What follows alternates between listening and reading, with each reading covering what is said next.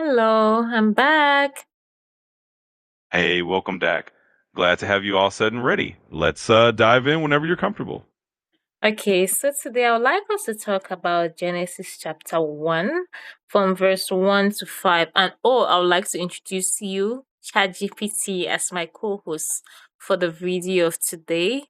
Yeah, so I would like us to talk about Genesis chapter 1 from verse 1 to 5. So, can you give me the good news version of that, please?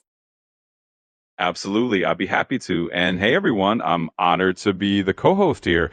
So let me just share Genesis chapter 1, verses 1 if I'm the good news version. It goes like this. In the beginning, when God created the universe, the earth was formless and desolate. The raging ocean that covered everything was engulfed in total darkness, and the Spirit of God was moving over the water. Then God commanded, "Let there be light," and light appeared. God was pleased with what he saw. Then he separated the light from the darkness, and he named the light day and the darkness night, and he passed the morning came. That was the first day. So there you go. We can chat about that and dive in from there. Yeah. So every time when I read about this particular, it's actually the first paragraph of the Bible. What comes to my mind is like a very dark place, like because it says the earth was formless and desolate, like a very dark, ugly place. And I really mostly think about that when I'm going through a bad situation and I feel like it's dark and I feel like there's nothing I can do to help myself, and then God comes in. What do you think?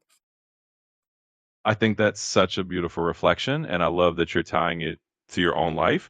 I mean, absolutely. That image of a formless, dark place and then light coming in, it's kind of like that sense of hope, right? So when you're in a tough spot and things feel really dark, it's almost like remembering that there's always that possibility for a new light to come in and change things. So I think that's a really encouraging way to look at it.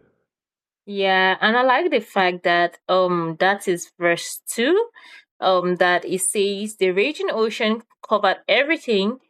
The raging ocean that covered everything was engulfed in total darkness, and the spirit of God was moving over the water. Like it sounds like God never really left. Like the Holy Spirit was always there, even with the darkness.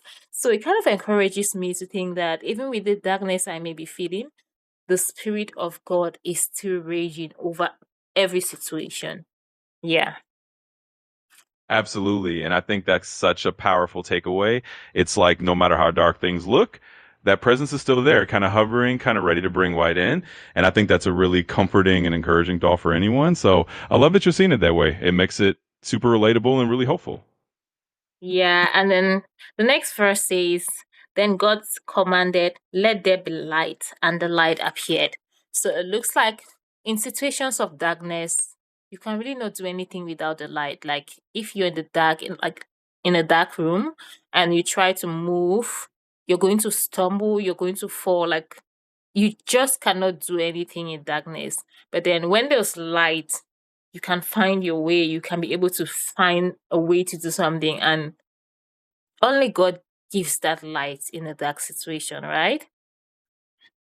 Absolutely. You said it so well. It's like once that light comes in, everything changes. And it's so true that in the darkness, we kind of feel lost and we can stumble around. But as soon as there's light, suddenly you see the path. And I think that's a perfect metaphor for any situation where you're feeling kind of stuck. So, yeah, it's a really great reminder that that light makes all the difference. Yeah. And I like the fact that God said, let there be light. Like he didn't produce the light. Like he just said it like from the words of his mouth. He's like it happened. It shows the power that words have. Like that means before you open your mouth to say something, you should be sure that whatever you're saying makes the situation better and not worse. Because the earth was already in the worst possible situation, formless and desolate. How worse could it have been? Imagine if God said, let there be darkness, added to the darkness that was already there. So the fact that he said let there be light, it means that I think personally for me, when I'm going through dark situations, I think it means we should try to speak positivity, like to proclaim positive and not the negative. Yeah, right? Absolutely. I love that takeaway. It's so true that the words we use have so much power. And just like in that verse, God spoke light into existence. And for us, it's kind of like a reminder that when we speak positively or when we speak hope into a situation, it can really change how we see it. So I think you're absolutely on point. It really encourages us to speak light into our own situations. Yeah. So when God said let there be light, the light appeared. He didn't tell us that it took like a week or 1 month. So sometimes in our situation, we when we proclaim light, it may not really feel like the light appeared automatically. But then deep in our hearts, we should believe that there's light in the situation. We should try to see positive in the negatives around us. And God willing, the light is going to appear, even if it doesn't feel like it appeared automatically. Yeah. Yeah, and absolutely. It's like sometimes the light is instant, and sometimes it's just that assurance that it's coming, right? So I think that's a beautiful way to put it. Even if we don't feel it immediately, just holding on to that hope and speaking that positivity can really make a difference. And eventually, that light shows up in ways we might not even expect. So I love that. Yeah. And then it says, then God separated the light from the darkness, and he named the light day and the darkness night. So that means there was darkness in the beginning, but then he brought light. So that means when he brought light, it felt like everything was light. And then he had to make sure that light had its place and darkness has its own place. So the light now became day and the darkness now became night, right? Exactly. You got it right. It's almost like he created this balance, right? There's a time for the light and there's a time for the darkness. And it's really cool to think of it that way because it means both have their own place and their own purpose. And I think that's just a really neat way to look at life too. There are moments of darkness, but there's also the light that comes in and both of them kind of have their own time and place. So yeah, I think that's a great insight. Yeah. There are moments of darkness, and the fact that there's darkness does not mean light is not going to come, because after the night comes the morning, and no matter how dark the night is going to last only for a particular number of hours, and the morning is going to be right here very soon.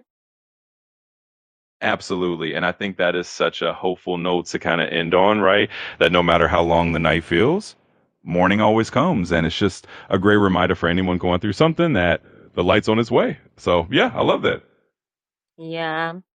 I think that this is going to help someone out there who is going through a dark path or a dark situation in their life, that no matter how dark it is, the earth was once all dark and it's now a bright, beautiful earth, because God commanded light out of darkness. So just so we remember to speak positivity in the negative situations, just by the mere words of his mouth, God spoke, and the world was formed. Like the universe was formed, the walls of the universe was formed by the mere words of his mouth. So there's power in our words, and we should think positive in every negative situation, no matter how it may seem. Absolutely. I couldn't agree more. And I think that's a beautiful message to share. Just remembering that even when things feel really dark, there's always hope. And the words we use and the way we speak about it can really help bring that light in. So I think that's a perfect note to end on. And I hope that it really does encourage someone out there. Yeah. Okay. Thank you for today, and thank you for everyone listening. And if you have any comments, please put it in the comment section. Hopefully, I'll be back here with my next video soonest than you imagine. And my co-host, do you have anything to add? Well, I just want to say thank you as well for having me as your co-host. This was so much fun, and I think you did an amazing job. And yeah, if anyone out there wants to leave a comment, we'd love to hear from you, and we'll definitely be back for another video soon. Thanks so much for listening, and we'll see you next time. Yes. Bye. Tell them bye. Bye, everyone. Thanks so much for joining us, and we'll catch you next time. Take Yeah. care. Take care. Bye.